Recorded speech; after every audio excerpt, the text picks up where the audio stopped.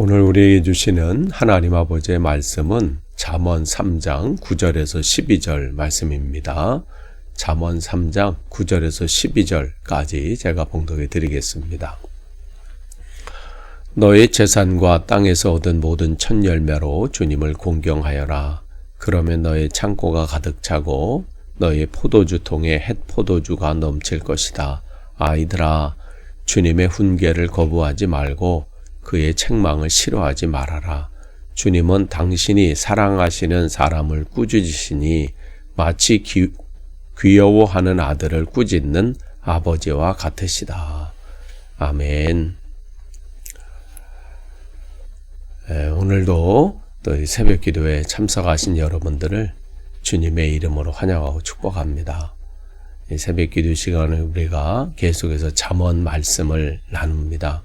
오늘은 잠언 3장 9절에서 11절 말씀인데요.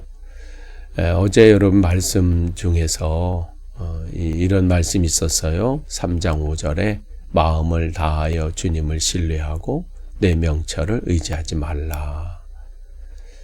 오늘 말씀은 그 말씀에 대한 확장된, 구체적으로 그러면 우리의 삶의 영역에서 어떻게 해야 되는가, 그 실천적인 방안을 오늘 말씀해 주십니다.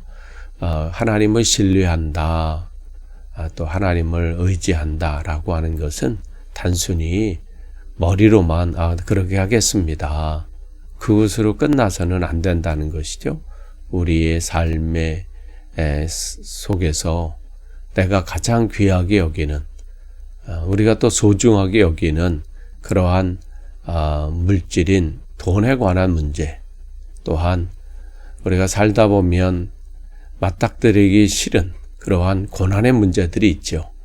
그게 건강의 고난이든 또 재정의 고난이든 또 관계 속에서 고난이든 우리가 이제 맞닥뜨리는 그러한 고난의 문제에서 하나님을 어떻게 대우하느냐, 이 부분으로 우리가 진짜 주님을 말로만 또 신뢰합니다, 의지합니다, 이런 것인지 진짜로 신뢰하는 것인지 드러나게 돼 있어요.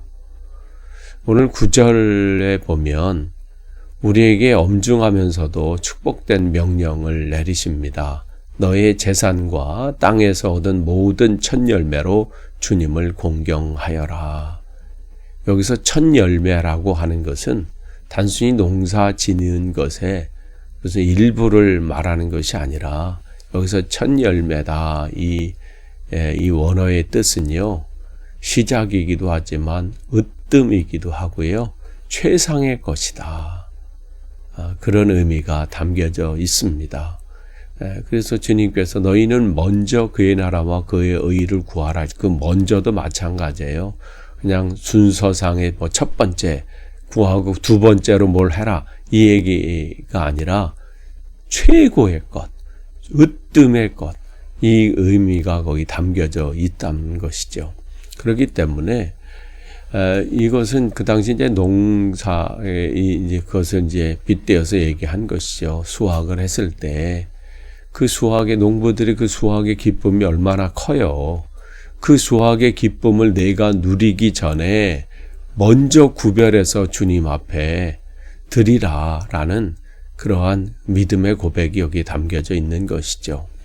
그러니까 주님께서 돈이 필요해서 아니면 다른 것이 궁핍하셔서 그런 것이 아니라 우리의 그러한 행동을 통해서 우리의 마음의 중심을 보시겠다는 것이죠. 그게 굉장히 중요한 거예요. 왜냐하면 예수님께서도 말씀하시잖아요. 재물이 있는 곳에 내 마음이 있다. 우리가 마음이 없는 사람에게는, 또 마음이 없는 그러한 이 상황에서는요, 돈 쓰는 게 인색합니다. 그러나 내 마음이 있고 정말 그 안에 사랑이 있고 그럴 때는요, 그게 아깝지 않잖아요. 그건 어떤 특정한 사람의 이야기가 아니거든요. 모든 이들에게 다 적용되는 일 아니겠어요? 그러니까 우리가 주님께서 우리에게 원하시는 것은 많은 어떤 사람 중에 이게 아니라 최고의 주님 앞에는 우리가 주님을 대할 때는 최고의 것으로 기억하라. 이 말씀을 하십니다. 가장 먼저 찾아야 할 분이 주님이시다. 그렇기 때문에 우리가 드리는 11조나 그런 감사헌금, 이런 헌금들은요, 단순한 의무가 아니에요. 모든 재물은 주님께로부터 온 것입니다. 나의 모든 것, 내 삶의 참 주인은 주님이십니다. 이러한 고백이 그 물질에, 그 헌금에 담겨져 있는 거죠. 그러니까 그 의미를 주님께서 이 말씀하시니까 그러한 의미로 우리가 헌금을 하는 것은 신앙의 선포를 하는 거예요. 나에게 주신 모든 것은 주님으로부터 온 겁니다. 주님이 내 삶의 주인이십니다. 나에게 허락하신 이 모든 것은 주님의 것입니다. 그것을 선포하는, 우리가 구체적으로 그것을 증거하고 증명하는 그러한 시간이 되는 것이죠. 재정뿐만이겠어요? 우리 시간도 마찬가지죠. 우리가 이른 아침 이렇게 말씀으로 시작하는 거 피곤하고 힘들고 또 어렵죠. 그럼에도 이 시간, 여러분이 이 시간을 또 주님 앞에 드리는 거, 주님, 내가 하루 이 귀한 시간들, 주님께서 주신 이 시간들 내가 오늘도 주님을 위해서 사용하겠습니다. 그러한 우리의 마음을 또 드리는 시간이기도 하지요. 그렇기 때문에 주님은 이렇게 당신을 존중하는 이들에게 주시는 놀라운 약속의 말씀이 있습니다. 10절을 보시면요. 그러면 이렇게 써도 그러면. 여러분이 이 3장 읽을 때 그러면이라는 단어가 많이 나오죠. 개역개정에서는 그리하면 이렇게 나오는데, 그러면 너의 창고가 가득 차고 너의 포도주 통에 햇 포도주가 넘칠 것이다. 그렇게 하면 내가 가장 소중하게 여기는 그것을 나를 위해서 아깝지 않게 그냥 억지로가 아니라 정말 주님을 사랑하고 기꺼이 드리는 그 마음으로 그 행동을 하면 너에게 이러한 은혜가 베풀어진다. 이 말씀을 하시는 겁니다. 그럼 말라기 3장에 보면 우리가 주님을 시험하라고 하는 내용들은 성경이 시험하지 말라고 하는 말씀이 나오는데, 유독 이 예물 11조를 드리고 예물을 드리는 이 부분에 있어서는 주님께서 분명히 말씀하시죠. 내가 한번 나를 시험해 봐라. 내가 그렇게 하고 할 때 내가 너를 복 주나 안 주나 내가 한번 내가 테스트 해보라. 이 말씀을 분명하게 하십니다. 그러니까 근데 여기서 창고가 가득 찬다. 여기 10절에 이것은 단순히 무슨 어떤 창고가 가득 채워지는 이런 것에서 끝나는 게 아니라 뭐라고 하냐면 하나님 안에서 누리는 결핍이 없는 충만함이에요. 어느 정도 채워지는 정도가 아니라 우리가 주님 앞에 나의 처음 것을 드린다는 것은 굉장히 소중한 거잖아요. 그것을 아낌없이 주님 앞에 드릴 때 주님께서 우리의 삶을 붙잡으셔서 주님께서 우리의 인생을 경영하신다는 거예요. 내가 주인 돼서 내가 하면 내 크기 정도밖에 안 나와요. 해야 내 사이즈, 내 크기 정도의 그 능력밖에 안 나타나죠. 그런데 주님께서 내 삶을 경영하시고 붙잡고 인도하시고 경영하시면 하나님의 크기의 일들이 나타나게 되는 것이죠. 그 일을 하시겠다는 거예요. 우리의 인생을 주님께서 책임지시겠다는 거죠. 그러면서 11절과 12절 이제 분위기가 이제 바뀝니다.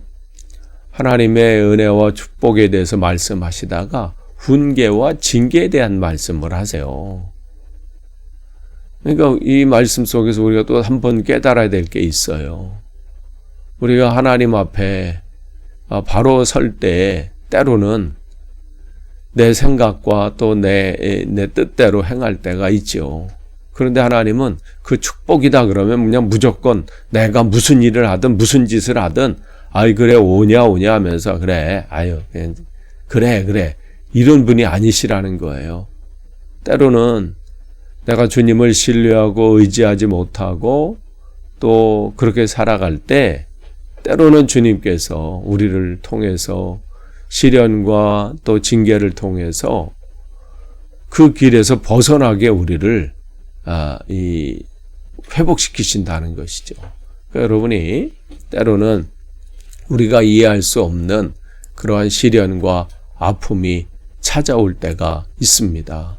그럴 때 오늘 이 말씀은 놀라운 위로를 우리에게 주세요. 주님의 훈계를 거부하지 말고, 그렇죠? 주님은 당신이 사랑하신 사람을 꾸짖으시니 하나님이 우리를 포기하지 않으신다는 거예요. 이게 하나님이 우리를 향한 강력한 사랑의 증거이십니다.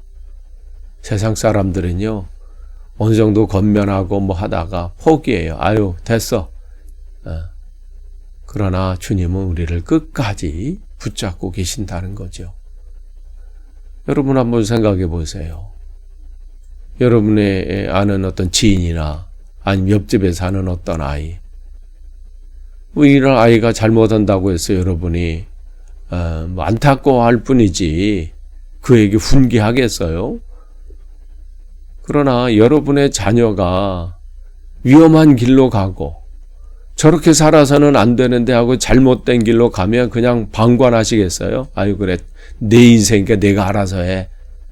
내 마음대로 해. 그 아이가 위험한 길로 가면 붙잡아 끌어낼 거 아니에요. 너 거기 가면 큰일 떨어진다. 너 거기 가면 큰일 나. 하면서 훈계하고 때로는 뭐 매를 들 수도 있고요. 이러한 그 길을 매를 들어서라도 그 길을 막지 않겠어요? 그냥 죽음의 길로 가는 것을 그냥 내버려 두진 않잖아요. 그래서 12절에서는 귀여워하는 아들을 꾸짖는 아버지의 비유를 하십니다. 우리를 그 사랑하시는 그 마음이 있죠. 그래서 히브리서 12장 8절에도 마찬가지잖아요. 징계가 없으면 그는 사생자요 참 아들이 아니다. 때로는 주님께서 내가 잘못된 길로 허우적거리고 그 길이 사는 길인 줄 알고 착각하면서 그 길을 갈 때 우리를 책망하시고 징계하신다는 거예요. 그건 세상 사람들이 자기 이익을 위해서 하는 것과는 달라요. 우리를 사랑하시기 때문에. 그렇기 때문에 고난은요, 하나님의 부재, 즉 안 계심이 아니라 우리를 더 깊은 사랑으로 우리를 다듬으시려고 하는 주님의 손길이십니다. 여러분이 때로는 왜 내 삶에 이런 고난이 왔지? 왜 내 삶에 이런 어려움이 있지? 할 때 한번 되돌아보는 거예요. 내가 진짜 주님을 잘 바라보면서 살아왔나? 아니면 내 것에 또 내 욕심과 욕망에 취해서 헛된 것에 지금 사로잡혀 있었던 것은 아닌가? 점검하는 거예요. 그 징계가 우리의 사인이 되어야 돼요. 그때 정신 차리지 못하면요, 그냥 허우적거리다가 인생을 허비하다가 나는 뭐 열심히 한 것 같아. 그런데 어떻게 해요? 방향이 틀려가지고 엉뚱한 것에서 그렇게 열심히 하면 뭐예요? 남는 것은 나중에 후회만 남게 되는데, 그렇기 때문에 주님은 징계라는 것을 통해서 우리의 불순물을 제거하고 온전히 주님만 의지하는 신실한 주님의 백성으로 세우시기를 원하시는 겁니다. 여러분, 여러분의 인생이 풍요로울 때 여러분 주님 앞에 감사하는 마음으로 온전히 서세요. 그 모든 것이 주님께로 왔음을 고백하시고 거기서 경거망동하거나 방정 떨어서는 안 돼요. 감사로 하나님 앞에 여러분의 마음을 드리고요. 또한 여러분의 삶에 고난이 왔을 때 낙망하거나 절망할 게 아니라 하나님의 이 가운데서 나에게 바꾸시기를 원하시는 것이 뭔가, 내가 고쳐지기를 원하신 것이 뭔가 점검하는 시간이 되어야 합니다. 그럴 때 여러분의 인생은 복되실 겁니다. 기도하겠습니다. 오늘도 우리에게 주님의 말씀으로 시작하게 하셔서 감사합니다. 매 순간 주님의 은혜를 기억하고 주님께 우리의 마음과 생각을 드림으로 또 우리의 최고의 것을 드림으로 주님께 영광 돌리도록 인도해 주시며 고난과 역경 속에서도 나를 새롭게 하실 주님의 은혜와 사랑을 잊지 않고 바라보는 시간 되게 하옵소서. 오늘도 그러한 하루 되기를 원하며 예수님의 이름으로 기도합니다. 아멘.